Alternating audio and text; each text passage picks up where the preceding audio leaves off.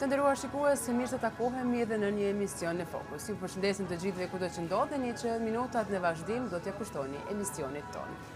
Të bisedosh me njerëz të cilët kanë një përvojë të gjatë në gazetari, që janë autor të 40 veprave, është vërtet shumë sfiduese për çdo bashkëbisedues. Njëjtë është edhe për mua sot, ku unë kam bashkëbisedues Zef Përgegen, i cili jeton në Shtetet e Bashkuara të Amerikës. Dhe sa herë që viziton vendlindjen e tij, Lezhën, ai edhe një ditë e kalon këtu në Malsi, ku siç shpreheni ju, çdo herë me kujtime të veçanta dhe me eksperienca të reja. Faleminderit tjerë për intervistën, për prezencën në emisionin tuaj Fokus. Në një valë që emisioni Shqipi pothuajse i ka mbush 60 vjet. Ndihem shumë mirë në Malsinë e Madhe, buzë lumit cem, kaltërsisë, i cili rrjedh edhe përkon edhe me kaltërsinë shpirtërore të historisë dhe të kulturës malsore. Sigurisht vi për herë në Malsinë e Madhe, për shkakun dhe sepse jetoj në një ambient me malsor, Malsisë Madhe në Detroit, Shtetet e Bashkuara të Amerikës për gati 28 vjet, e kjo ndërthurje, do të thënë, ban ma optimiste, ma entuziaste, edhe përkon pak edhe me atë ndjenjën teme të shpirtërore për historinë malsore dhe kontributin që kanë dhënë për Malsinë, por edhe për pavarësinë e Kosovës. Thatë se tash 28 vite jetoni në Shtetet e Bashkuara të Amerikës. Do doja që të rikthehemi në atë kohë kur ju keni jetuar në Shqipëri dhe si erdhet ju pra deri tek vendimi që të largoheni nga Shqipëria për në Shtetet e Bashkuara të Amerikës. Si ka qenë ai momenti i parë dhe rrugtimi juaj për në, siç e quajnë, tokën e premtuar? Unë jam shqiptar, po kam marrë pasaportë amerikane. Po jam shqiptar dhe atje quhet shqiptar amerikan. Unë kam punuar në fillimet e para në gazetën Koha Jon të Tiranës dhe pastaj kam kaluar gazetar në gazetën Rilinja Demokratike të Partisë Demokratike, po kam qenë gazetar jashtëm. Dhe pastaj në Agjencinë Telegrafike Shqiptare, në Agjencia Shtetërore e Lajmeve. Nise nga ato fillimet e para të shtypit demokratik në Shqipëri, kam luftuar që bashkë me një armatën e re, të sillim diçka të re në shtypin shqiptar, duke larguar atë nga politizimi, duke larguar atë nga traditët e vjetra, nga tradita e komandes, e kontrollit, edhe me çliru pak shpirtin e lexuesit shqiptar. Një nga arsyet ka qenë, arsyet që jam larguar, unë në fillimet e para të shtypit demokratik jam angazhuar shumë me kishën katolike, duke qenë se edhe zona jonë ka qenë shumë e përsekutuar, kur kemi një abalgad mbi 120 prifta me morgesha, të më thanë, të sakrifikuar për religionin, kisha të shkatruar një botë shpirtërore dhe fetare, pothuajse dekadente, u përpoqëm me rivendos, në më thanë, një përlindje shpirtërore të fesë tonë katolike, por pa të cënuar besimet e tjera, ishte një goditje, dikush nuk e parapëlqeu dhe kështu ishte një nga ato arsyet më të forta që emigrova në Shtetet e Bashkuara të Amerikës. 28 vite më parë, si ka qenë ai kontakti juaj i parë me Shtetet e Bashkuara të Amerikës? Pasi keni shkuar në një ambient të ri, në një vend të ri që ofron shumë mundësi, por me siguri edhe shumë mund për të arritur deri të ato mundësi që i ofron ai vend. Kur ka shku Einstein në Shtetet e Bashkuara të Amerikës e kanë prit me lule. Kur ka shku për herë dytë, se ka shkuar me pasaportë shqiptare muslimane, dhe ka thënë që unë do të qëndroj në Shtetet e Bashkuara të Amerikës, e i kanë thënë kalon nga kjo dera. Ajo dera tjetër nuk ka qenë shumë e mirëpritur për te, ose shumë favorizuese. Domethënë Shtetet e Bashkuara të Amerikës do të ndjekesh një lloj procesi për të qenë shtetas ose për të marrë leje në qëndrimit në Shtetet e Bashkuara të Amerikës. Sigurisht për mua ka qenë shumë e vështirë se kam shku pa familje, kam marrë vizë në ambasadën amerikane në Maqedoni, edhe kur kam shku aty, kam ra si sikur bjen një kokormoll në hijen e vet, por në një vend jashtëzakonisht i mrekullueshëm në atë kohë, dhe tani, por atëherë ka qenë edhe më mirë, kur njerëzit kishin shumë respekt për njëri tjetrin, kur njerëzit ndalonin në rrugë si ka ndodhur në malësitë tona që ndronin një kuti duhan, pinin nga gotë raki dhe banin kuvend si burrët dhe gratë. Ishte shumë një atmosferë miqësore, po pastaj erdhën punë dhe ndryshuan. Me anë një miku, u stabilizova disi, por pa familje.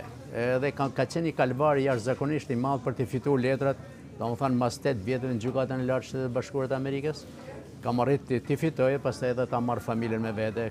Shumë e vështirë.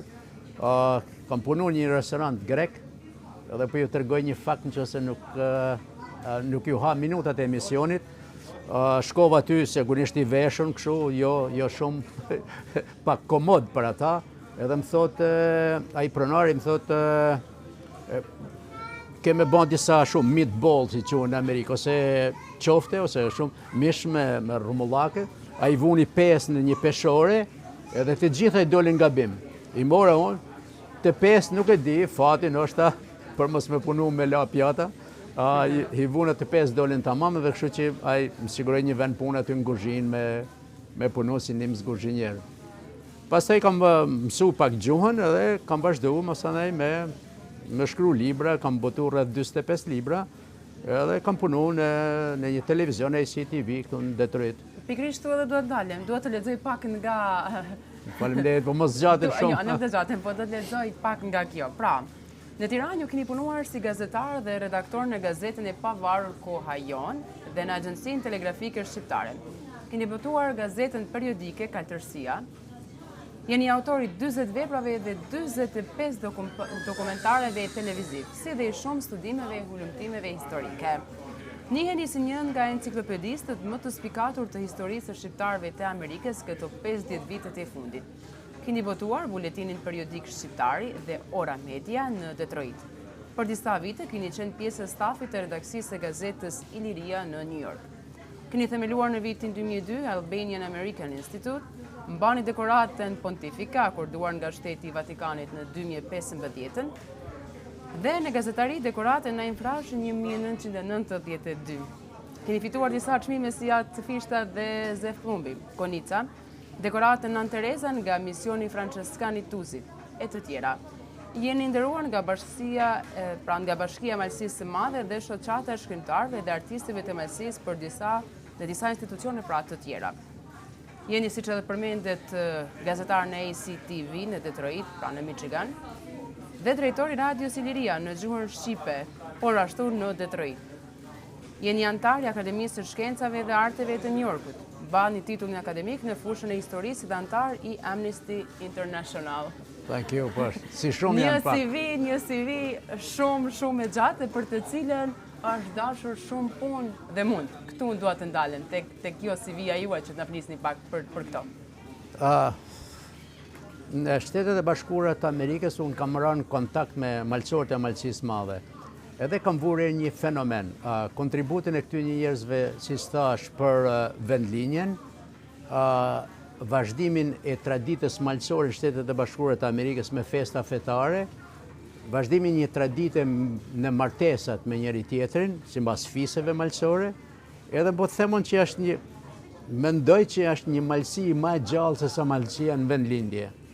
Për shkakun e njerëzve që kanë nxjerrë, për shkakun e veprimtarive të shoqatave, për shkakun edhe të lidhjes ato që kanë me kishët katolike në Shqipëri, po edhe sponsorizimin e kishave dhe infrastrukturës në malësi. Domethënë, e rëndësishme është kjo që ne duhet të riparojmë ose të shërojmë plagët dhe jo të ngacmojmë ata. Rëndësishme kanë vlerat njerëzore. Unë kam shkruajt historinë e krishtrimit shqiptarëve të Amerikës, domethënë me gjithë eksponentet, filluar nga abati i Mirditës, si ka qenë 1877 emigranti i parë në Shtetet e Bashkuara të Amerikës, për të cilin nuk thuhet, dalin disa emra të tjerë, po ky është i pari që ka propaganduar Shqipërinë në regjimin otoman. Pra e ka sensibilizu politikën kanadeze dhe amerikane për çfarë ndodh në Shqipëri. Pastaj vijnë figura tjera të Kishës Katolike. Është Monsignor Zeforoshi, cili është themeluesi i Kishës Katolike New York, është themeluesi i Kishës Zoe Pajtore Domnark për Ndrebashaj, është i cili ka qenë edhe këtu në Malsi, në Goci, ka qenë mësues shkolle, Domnu Gjergji, vllai i poliglotit do thoja të kulturës kombëtare, Domlushit, e për të ardhur pastaj edhe në aktivitetet tjera, edhe në libra të tjerë. Por ajo thelbësorja ka qenë që unë të nxjerr një pjesë të historisë shqiptareve të Amerikës, e cila nuk ka shkruar. Domethënë kam bërë libra të parë, nuk janë libra të përsëritur. Edhe për figura të tjera, domethënë për letër kembimit që ka pas, për sidomos figura e Martin Camajt, një figurë jashtëzakonisht poliedrike, domethënë letrat, ai në çast të krize i ka djeg letrat, por nuk ka arritur të djeg ose të eliminojë ato letra që ju ka shkruar shqiptarëve të Amerikës. Ose një personalitet tjetër i Malësisë Madhe këtu është Prek Gruda. Domethënë ja kam botuar 400 letra të cilat i kam gjetur rastësisht. Pra kam hulumtuar jashtëzakonisht shumë për disa elemente karakteristikë të malësorëve, të Malësisë Madhe që ndodhen aty, por edhe figurave tjera. Kam shkruar shumë për shembull disa volume për shqiptarët për te diellit, ku janë figurat e para eminente të kulturës shqiptare. Shiko, ajo që më vjen keq mu është kjo që historia shqiptarëve të Amerikës dhe kultura, gjuha dhe personalitetet, letërsia nuk është e lidhur me letërsinë kombëtare shqiptare. Domethënë trajtohet gjithmonë parcele në mënyrë të ngushtuar, por edhe ajo e shqiptarëve në autokton në Malzi apo edhe ajo e shqiptarëve në Qamëri. Unë kam shkruar libra edhe për Kosovën, edhe për Qamërinë, edhe për Malsin, kam shkruar librit malësore, kam shkruar librin voluminöz, 400 faqe mbi përsekutimin komunist të malësorëve të Malësisë Madhe. Këtu, por edhe në diasporë, kam shkruar librin Lisi Tamli që tregon për malësorën e Malësisë Madhe, e shumë libra tjerë, mos të përmend grada e tituj, sepse nuk është edhe në natyrën teme, por unë du m'ju thanë këtë që shqiptarët duhet hulumtojnë shumë në historinë e vetë munguar. Pra, folet se për çfarë keni shkruar, jeni edhe hulumtues për të gjithë këta emra që i përmendet. Mirë po ju në punën tuaj në gazetari tash më 28 vite që jetoni në Shtetet e Bashkuara të Amerikës, përmes punës tuaj paraqitni edhe jetën e shqiptarëve, pra amerikanëve tonë që jetojnë në Shtetet e Bashkuara të Amerikës. Sigurisht, unë duhet t'ju tregoj brezave se kush kanë qenë të pare tuaj, të mos me lënë atë zjarrin e patriotizmit, dhe jo thjesht atij patriotizmit vulgar, kupton, pa atij patriotizmit esencial, sepse farka e shqiptarëve të Amerikës për çështjen kombëtare e sidomos malësorëve gjithmonë ka kenë ndezur, edhe domethënë aty është kalit edhe hekur i traditës shqiptare në botën e lirë. Ajo malësorët, me thënë drejtën, janë një shembull jashtëzakonisht pozitiv për atë. Unë i përkas mendimit që duhet njohur edhe kulturat e tjerëve.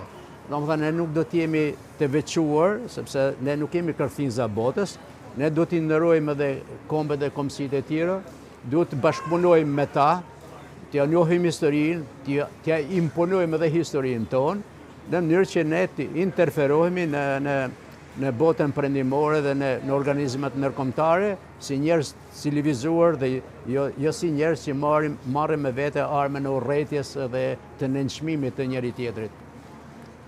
Familja, puna, krijimtaria, gjitha këto që pak më herët i përmendëm, si Adel Zefi që t'i realizoj të gjitha këto dhe të jetë gjithnjë aktiv edhe në gazetari edhe në krijimtari?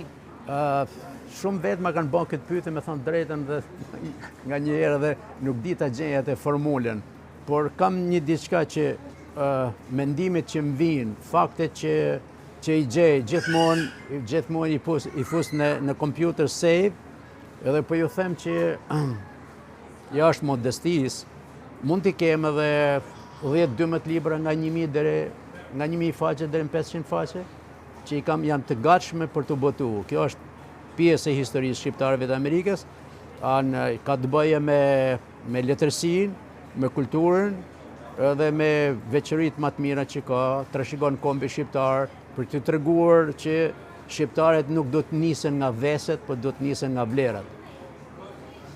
Pra, unë dua të ndalem edhe tek botimi i librave tuaj të këtij viti.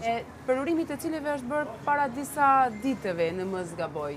Me këtë aktivitet dhe me përurimin e këtyre librave, çfarë keni dashur që të thoni dhe sa jeni të kënaqur me aktivitetet që ju, domethënë gjithmonë e bëni përurimin kur vini edhe këtu pra, nuk e lëni anët kur vini në vendlindjen tuaj. Më vjen keq se nuk kam bën një promovim malsi, sepse kam patur libra.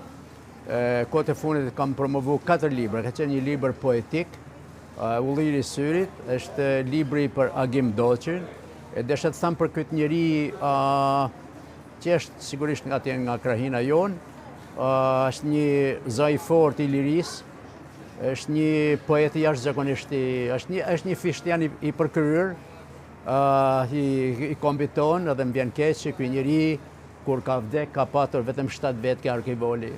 Edhe unë mendova, thash me vete, po jam ledh këto nga interneti sigurisht. Nuk është një libër biografik, është një libër çfarë kanë thënë të tjerët për te dhe si e kanë vlerësuar. Si thash ai Ulliri i syrit është poezi, është pak poezi moderne, e mbështetur në traditën. Është edhe një libër tjetër, Flaka Atmes, që ka të bëjë me letrat e Naim Frashit, Faik Konicës dhe përplas. Është një tjetër po personalitet Dodani në klubit të Rumanisë, edhe është edhe Karl Gurakuqi dhe një shllaku që ka drejtuar, ka qenë kryeredaktor i revistës Jeta koha jonë në Francë. Pra unë çfarë duhet me thanë me këtë? Të sillim disa copza, sepse mozaiku kulturës shqiptare bëhet me copza drite, me copza florishente që e ndryqojnë, e bashkojnë dhe japin një mesazh pozitiv për kulturën tonë. Paraqitet këtë librin për poezi në konkursin për fishten, por fatkeqësisht nuk arrita me fitu se disa libra ose disa tjerë që ndoshta kishin ardhur me një libër të parë, morin çmimin e parë, ne që shkruajmë shumë, ndoshta bile në një takim ju thash, jemi të ri dhe kemi kohë, domethënë që le të fitojnë këto të ri dhe ne me 2 vjetë s'ka gjë. Ku e gjendeni veten ju më rehat kështu te poezia, te këto përmbledhje që bëni tek hulumtime, tek njerëzit, siç përmendet edhe librin tuaj pra për Agim Doçin, apo ndoshta kur doni të paraqitni jetën e dikujt, apo siç e përmendet edhe dikush gjatë intervistës, sepse doni që t'ju tregoni ndoshta edhe brezave të rinj për të kaluarën. Kjo poezia është, si thoshe, si një element për qetësim shpirtëror, më shumë se mbase ndoshta nuk jam poet, nuk e di. Këto thonë po, nuk e mbaj veten shumë për poet, por e përdor poezinë si një qetësi shpirtërore kur nuk kam mundësi ose nuk duhet ta atakoj pak me shkrime fenomenet negative të jetës, sidomos të jetës shqiptare, sepse jeta shqiptare është shumë e ndarë nga diaspora. Pra ne kemi 2 milion në Shqipëri, edhe kemi paktën 1.200.000 shqiptarë në Shtetet e Bashkuara të Amerikës, po kemi edhe 25 milion në përbotë, të cilat nuk njihen këto shkrimtarët e Amerikës, e botës lirë fare, nuk flitet për ta. E marrë si ngushëllim poezinë për me i shpreh ato mendimet pak kontraverse, ose kur du me shpreh një mendim të kundërt, mos pajtu se përdor poezinë dhe pa i hangër kohë, domethënë pjesës tjetër, ati bërshllëku, ati hendeku të madh që ndodhet midis historisë shqiptare të Amerikës dhe historisë popullit shqiptar në përgjithësi, por edhe të malqove të malqisë madhe.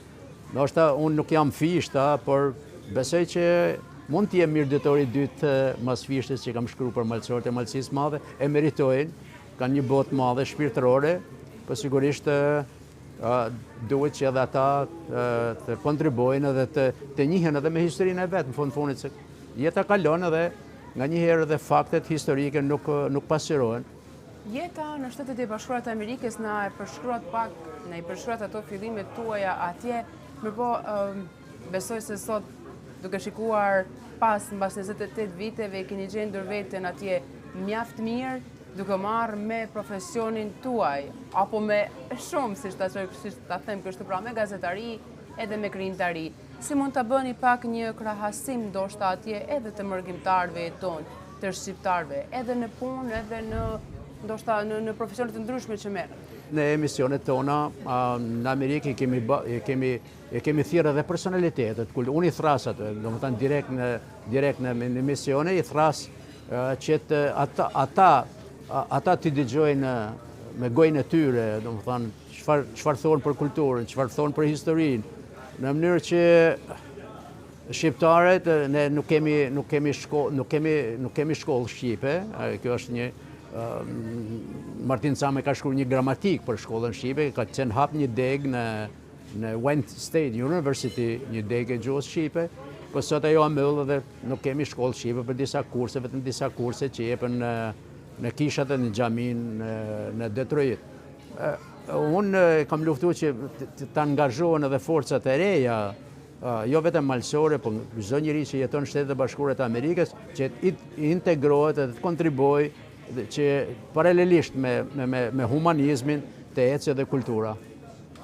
Po kur flasim për krijimtarinë, si shihni gjeneratat e reja, brezat e rinj, edhe kur flasim edhe për Shtetet e Bashkuara të Amerikës, pasi siç e cekëm gjatë kësaj bisede, ju jeni mjaft i kyçur, sidomos në jetën e shqiptarëve të Amerikës. Sa të interesuar të rinj, brezat e rinj që të merren me ndërsi me krijimtari? Për shembull, në Shtetet e Bashkuara të Amerikës ka një farë interesi, me thënë drejtën. Nuk është interesi madh, por ka një farë interesi nga trit.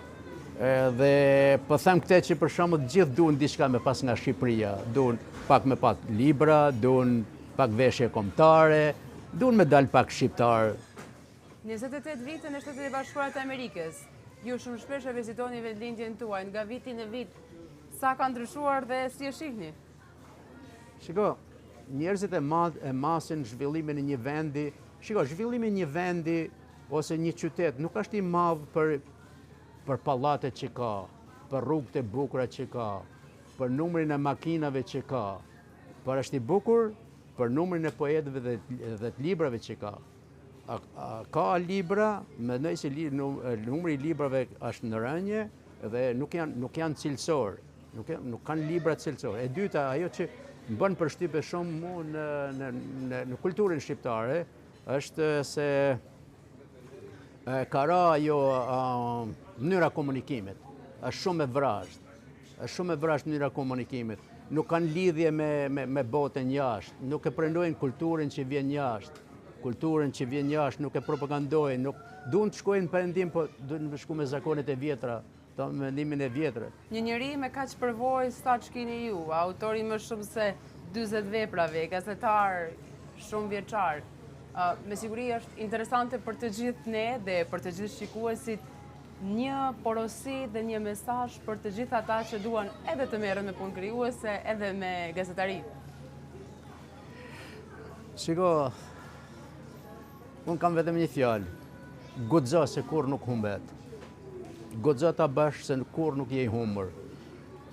Mos u dorëzo. Zef, unë ju falenderoj shumë për kohën dhe për këtë bisedë. Ju uroj që edhe në të ardhmen të vazhdoni me po të njëjtat suksese dhe shpresoj që të kaloni sa më mirë në vendlindjen tuaj, edhe këtu në Malësi dhe kudo. Ju falenderoj shumë dhe më vjen mirë që televizioni juaj ka një hapësirë dhe shikoj që edhe televizioni i Malit Zi është dashamir ndaj kulturës kombit shqiptar. Ne duhet që të njohim përvojat e njëri tjetrit. Të bisedojsh me njerëz profesionistë dhe krijues të frytshëm është sa joshte po aq përvojë e bukur për njerëzit e medias, sidomos me bashkëkombësit tonë që jetojnë në mërgim.